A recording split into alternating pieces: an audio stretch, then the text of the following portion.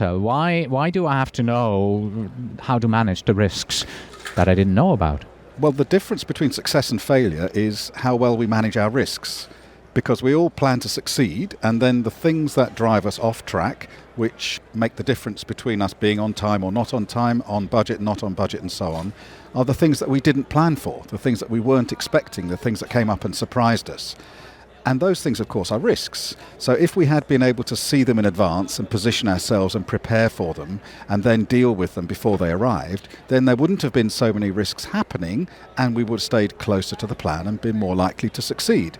So for me, the difference between success and failure lies in our ability to identify and manage risk effectively. So it really does matter to know what risks are out there and what could affect us. Mm-hmm. In your paper, you talk about the problem with the typical project risk management approach. So what is the problem?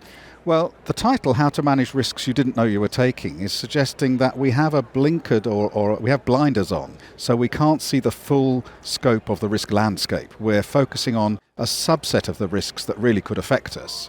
And so my concern is just to broaden people's vision, and the problem is that at the moment it's very narrow. So I think the problem with the typical process is that when we think about defining risk, you say to most people, what is a risk? They say, well, it's a bad event in the future that might happen, and if it does happen, then it's going to hit my budget and hit my timeline. So we have one very narrow view of risk, an uncertain future event with a potential bad consequence on time or cost. And I think that's just a huge limitation on the risks that really could affect you. So what are the risks that you would make us consider? Well, I start with 3 simple words, and we might have talked about this in one of our other podcasts. Probably have. That risk is defined for me as uncertainty that matters. Uncertainty that matters. Okay, so there are a billion, infinite uncertainties in the world, but we don't write them all down in our risk register. Right. We only write down a subset. So how do we filter all those millions or billions of uncertainties and decide which ones we need to know about, which ones we write down and try and manage and tell people about? So which of the uncertainties are risks? All risks are uncertain, but not all uncertainties are risks. So what we want to know for our projects and for our businesses, actually for our personal lives, is what are the uncertainties that matter? Because most of them don't matter. Is it going to rain in Kazakhstan tomorrow afternoon? I don't know. I don't care. It doesn't matter Exactly. for my project. Or for me or my family or anything that just couldn't affect me. So how do you know what matters on your project? The answer is your objectives. So uncertainty that matters are the 2 sort of dimensions of risk. And then we ask questions in sizing the risk, or how uncertain is it, and how much does it matter? That leads us to probability, how uncertain, and impact, how much does it matter? And so on. The whole process is based around this uncertainty that matters. Right, you actually have a model in your paper that talks about this, and you define risks as those that are uncertain with subcategories, and then also the matter That's right. part of it with subcategories of them all. How did you decide to do it that way? Well, my concern, as I said, is that people have a limited view, that when they say uncertainty, they only think of one type of uncertainty. Negative. Which is uncertain future events. Okay, so there's something that might or might not happen in the future. That's the uncertainty side, so there's a limitation there. But also on the other side, they're thinking about mattering only in negative terms. Okay. So my concern was, and the model says, well, of course, some uncertainties are uncertain future events, and some uncertainties matter because they could be bad for time and cost. But there are other types of uncertainty and other types of mattering. And so I have in the paper 4 types of uncertainty, one of which is the uncertain future event. The one that we all know about. Exactly. And then 2 types of mattering, which are the bad ones, the threats, but also, as PMI is very clear in the definition, that it includes the good ones. There are good uncertainties that matter because they can help us. We call those opportunities. So immediately we have non-event risks on the uncertainty side and non-bad impacts, or good impacts, on the mattering side. Okay, so let's take a look at the mattering side. We have 2 here. Yes. Right? We have the opportunities And the threats, did I get that right? That is right. And if you just go to the PMBOK guide definition in Chapter 11, That's the project risk is... pretty much it. Are you going to tell me? Can you say it? I don't know it by heart, no. Okay, well, of course, anybody with a PMP, you don't have a... Yes, you do I have do a have a PMP, PMP, Cornelius, but I'm a PMP trainer, so the fact that I don't know the definition by heart is actually not a good thing. I expect you'll edit that part out of the recording. I will, yes. So a risk is an uncertain event or condition that, if it occurs, has a positive or negative effect on project objectives. Exactly. So it's right there in the heart of the PMBOK definition, that opportunities as well as threats, things that have a positive as well as a negative impact. And so we really have to include those in our process if we're going to have that broader view of risk, the uncertainties that could affect us, which we don't see. Actually, in my paper with 200 people there yesterday, I asked people to raise their hands if they knew the definition, and nearly all of them did, which was good. Then I asked them to raise their hands if they included opportunities in their risk register, and there were 5. Right. 2%. Why is that? It's in the PMBOK, we believe it, and we don't do it. And it is actually something that we do teach in the PMP classes. We look at the threats and the opportunities, and we teach both sides. And at some point, it seems to get forgotten. Exactly. Yeah. And I think it's just a basic thing. But this paper is about much, much more than just the threat and opportunity question. Okay, so uncertainty that matters. We've looked at the mattering side. Well, there is still something else on the mattering side. The threats and the opportunities, they could affect any project objective. Exactly that. So most people in their thinking of risk is it's a bad thing, and it's a bad thing that affects the budget or the schedule. So they really only think about the time and cost objectives. Oh, so even narrower there. Yes. So we have to expand that view as well. Yes, we do. So there are, of course, other project objectives. There's scope and there's quality and there's performance. There might be safety objectives or regulatory compliance objectives. And all of those things, we want to identify the uncertainties that could affect those, either good ones or bad ones. So if our limited view of risk is just it's only a threat to time or cost, then we're missing the uncertainties that could affect other objectives, not just the budget or the schedule. All right. So that was the mattering side? Yes, it is. Let's take a look at the uncertainty side of the uncertainty that matters. The one we all know about, that's just the normal event risks, right? Yes, that everybody always talks about. Yes, so clearly those are uncertainties that matter. There are things like a supplier may go out of business, or the client changes their mind about the requirement, or we lose a key resource. All those standard things that are events which are in the future haven't happened yet, and they might or might not. So they have a probability of occurrence.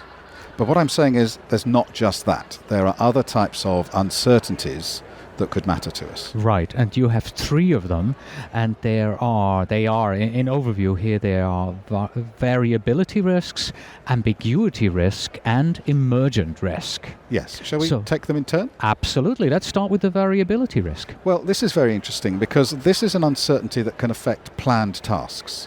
Risks are unplanned things. We don't expect a bad thing or a good thing to happen. It wasn't in the plan. It comes up and hits us. That's why it's an uncertain future event. Okay? But there are also things that we plan to do where there is some uncertainty about them. So variability is, the Latin word for a variability risk is aleatoric. I'm sorry about that, but the Latin word alea means a dice. So I have a die, and I'm going to throw it onto the table, and the outcome is uncertain. 1, 2, 3, 1 4, out of 5, 6 numbers, yes. So I know I'm going to throw the die. I know I'm going to get a number. I just don't know what the number is.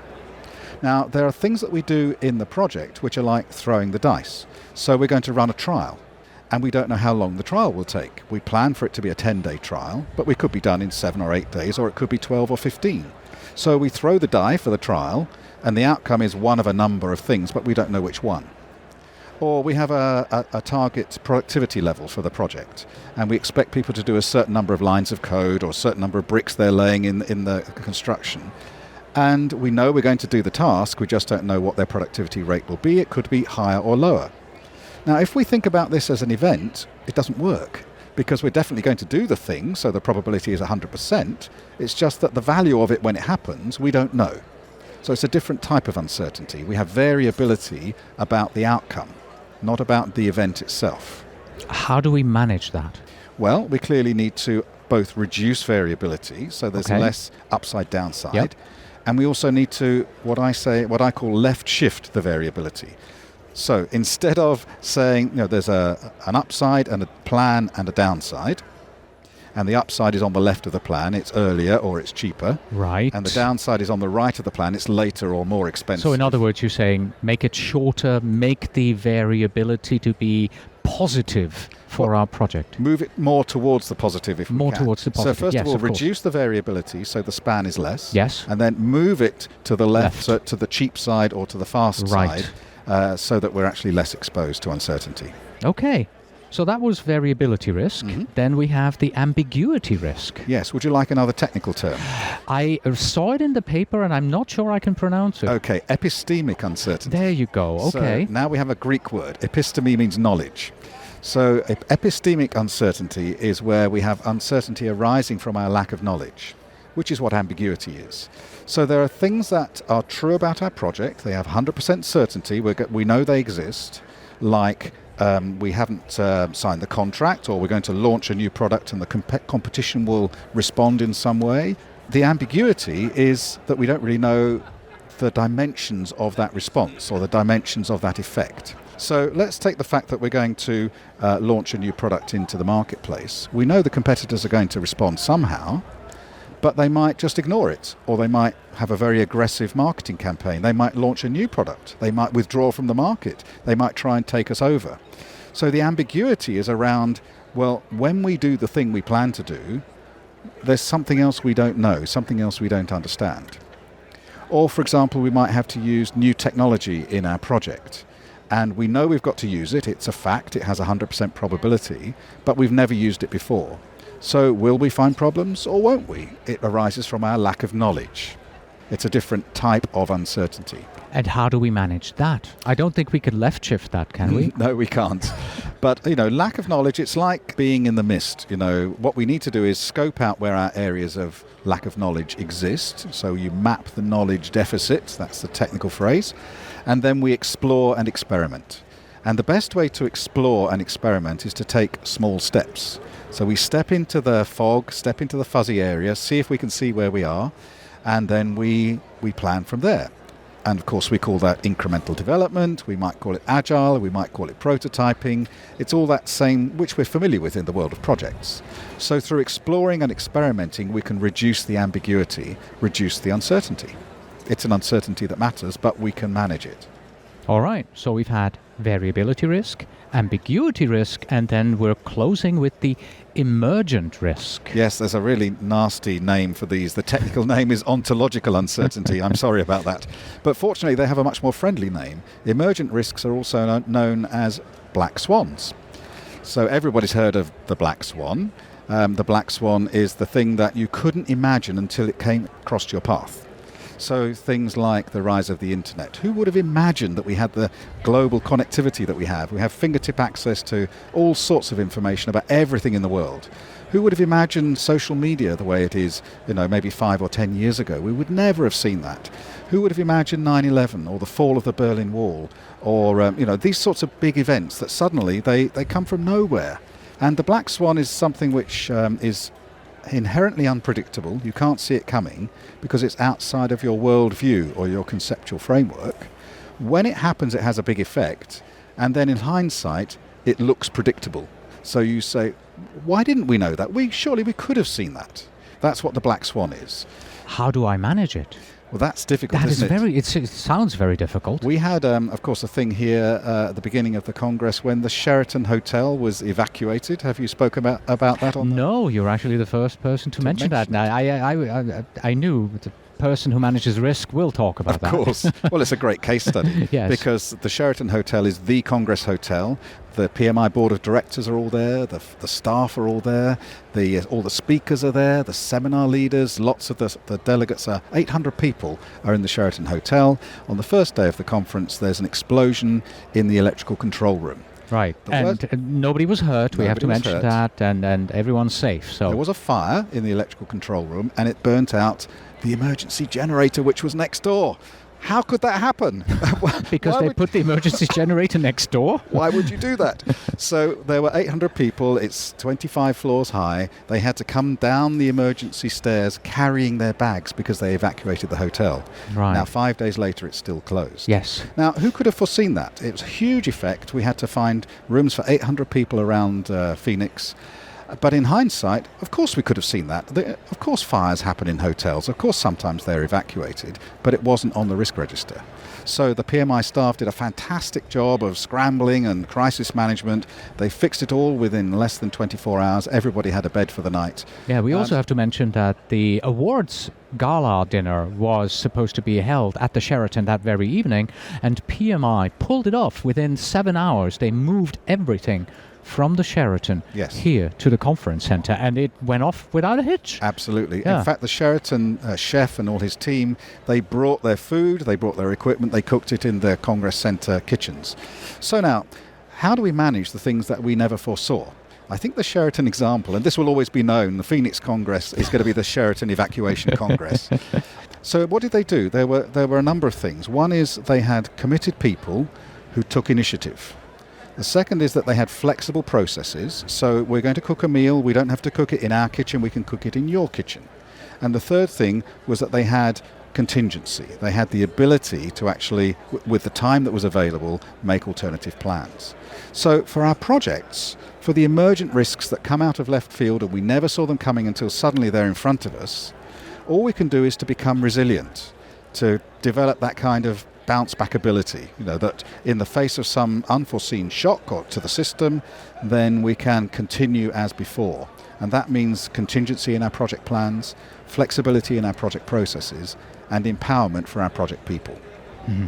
So overall, how to manage the risks you didn't know you were taking. What's your conclusion? What are the next steps for our listeners, for us as a profession, to get better at this? Well, I think we have everything we need in the PMBOK guide if we're talking the PMI world, because the definition says that a risk is an uncertain event or condition. It doesn't just say event. And then it says which could have a positive or negative effect, so it's not just threats. And then it says positive or negative effect on a project objective, not just budget or schedule. So what we need to do actually is to take our blinders off so we can see the full risk landscape and not just edit ourselves into that subset. Only threats, only cost, only schedule, that's all I'm looking at. And only future events, exactly. Yes. So what I think we need to do is to see the risks that we're currently taking and then to be prepared to manage them. At the moment, we're taking these risks without knowing they're there. And then we get surprised when bad things happen or we miss good opportunities. So we do just need to improve our risk identification process and then improve our risk response process, because those risks are out there, they are affecting us. There are threats creeping up behind me that I can't see. There are golden opportunities in front of me that I'm walking away from. And what I need to do is to take those blinders off and see them and then respond appropriately. So the real takeaway is that there's more to risk than you're currently looking at. And you need to open your eyes and see it, because it could affect you, it will affect you, but it can be managed.